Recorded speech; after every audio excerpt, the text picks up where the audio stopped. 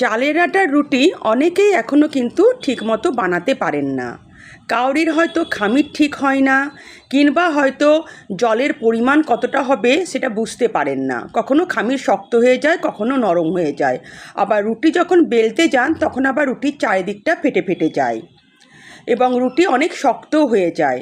কিন্তু আমার এই ভিডিওটা দেখলে আপনারা অতি সহজেই কিন্তু চালের আটার রুটি তৈরি করে নিতে পারবেন। আমি বলে দেব কী পরিমাণ জল নিলে আর কতটা আটা নিলে এরকম নরম তুলতুলে আপনারা কিন্তু চালের আটার রুটি তৈরি করে নিতে পারেন। Hi everyone, welcome to my channel. আমি দোয়েল। তো চলুন আমার কিচেনে রেসিপিটা শুরু করি। প্রথমে আমি একটা চায়ের কাপ নেব।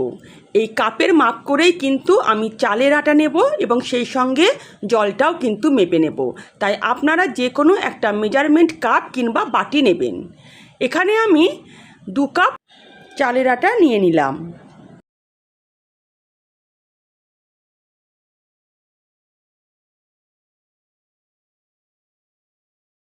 আর এই কাপের মাপ করেই কিন্তু আমি জলটাও মেজার করে নেব।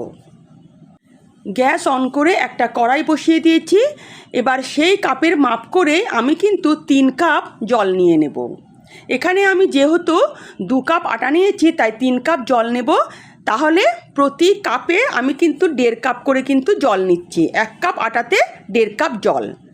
তাহলে এখানে আমি 3 কাপ জল নিয়ে নিলাম। দেখুন, এই কাপের মাপ করেই কিন্তু ভর্তি ভর্তি করে আমি 3 কাপ জল দিয়ে দিয়েছি। জলের মধ্যে দিয়ে দেব হাফ চামচের মতো নুন। একবার হাতা দিয়ে নেড়ে দিয়ে এবার জলটাকে আমি টকবক করে ফুটতে দেব।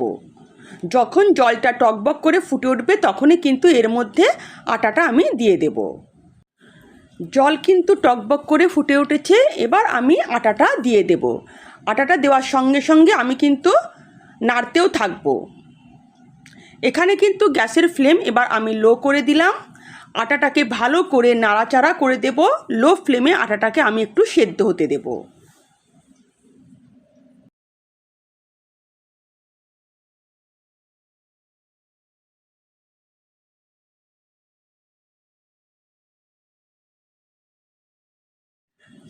খামির আমার রেডি হয়ে গেছে।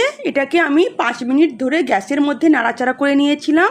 এবার আমি গ্যাসের ফ্লেম বন্ধ করে ঢাকা দিয়ে রেখে দেব 5 মিনিটের জন্য। খামির এখন হালকা ঠান্ডা হয়ে গেছে। দেখুন, আমি হাত দিতে পারছি। এবার এটাকে একটা অন্য পাত্রে আমি ঢেলে নেব।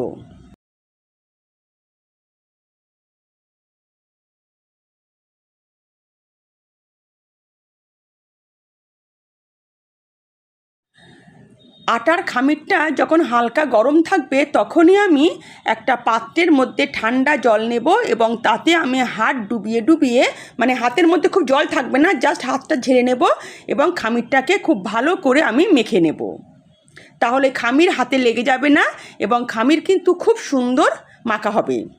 তো দেখুন, আমি মাখতে শুরু করছি। মাঝে মাঝে হাতে আমি একটু জল এভাবে ডুবিয়ে নেব, তারপর এভাবে মাখতে থাকবো।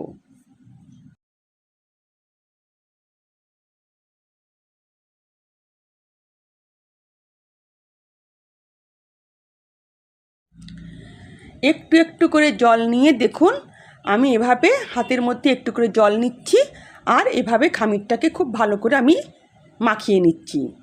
এভাবে মাখালে কিন্তু খামিরটা খুব সুন্দর নরম হয়ে যাবে এবং আটার রুটিগুলো কিন্তু খুব সুন্দরভাবে গড়া যাবে।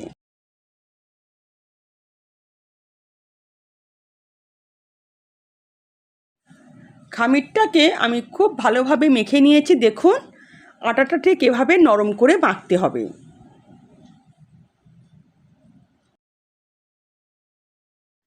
এখন আমি আটা থেকে একটু বড় বড় করে কয়েকটা রুটির লেচি কেটে নেব। রুটি যেরকম হয় রুটির থেকে সামান্য একটু বড় কিন্তু লেচিগুলো কাটতে হবে, কারণ যখন এগুলো আমি সেঁকবো তখন কিন্তু এগুলো সিঙ্ক করে ছোট হয়ে যাবে। তাই এগুলো একটু বড় বড় আকারে আমি লেচি কেটে নিচ্ছি।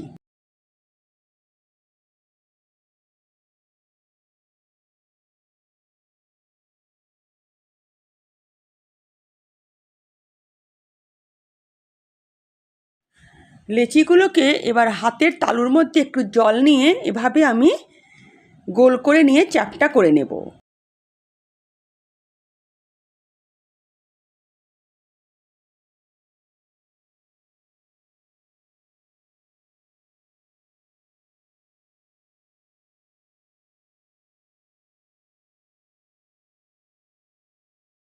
লেচিগুলো আমি গোল গোল করে এবার চ্যাপ্টা করে নিয়েছি।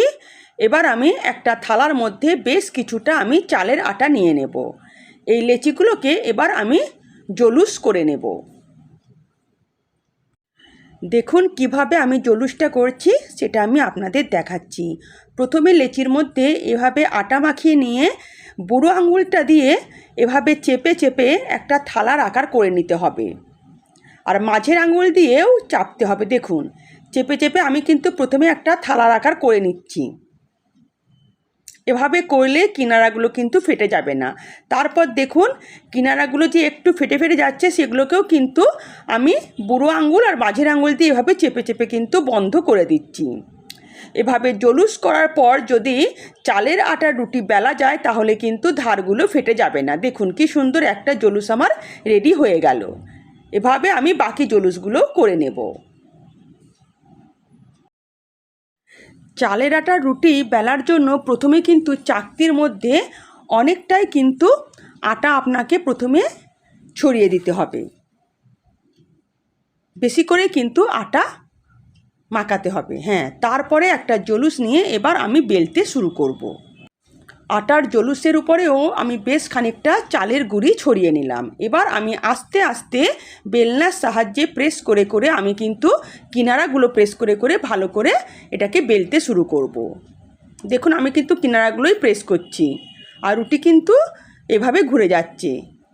এটা কিন্তু খুব হালকা হাতে বেলতে হবে। আর চালের আটার রুটি কিন্তু খুব পাতলা বেললে হবে না, তাহলে কিন্তু ছিঁড়ে যাবে। তাই একটু মোটা মোটা করে বেলতে হবে।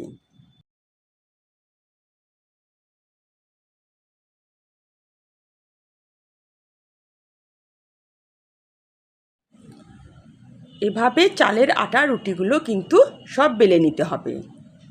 দেখুন রুটিগুলো আমার কি সুন্দর গোল হয়েছে, আর কিনারাগুলো কিন্তু একদমই সেরকমভাবে ফেটে ফেটে যায়নি। দেখুন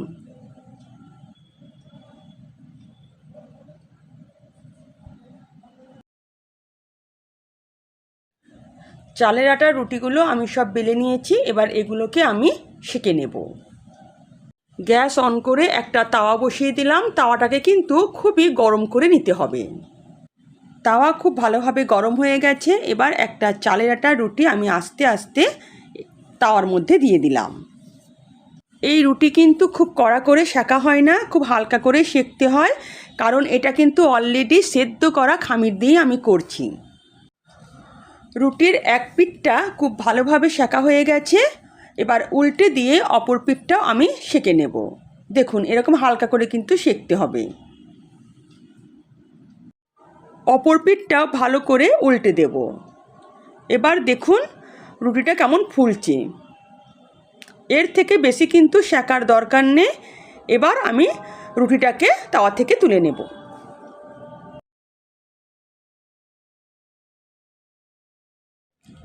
এভাবে সব রুটিগুলোকে আমি সেঁকে নেব।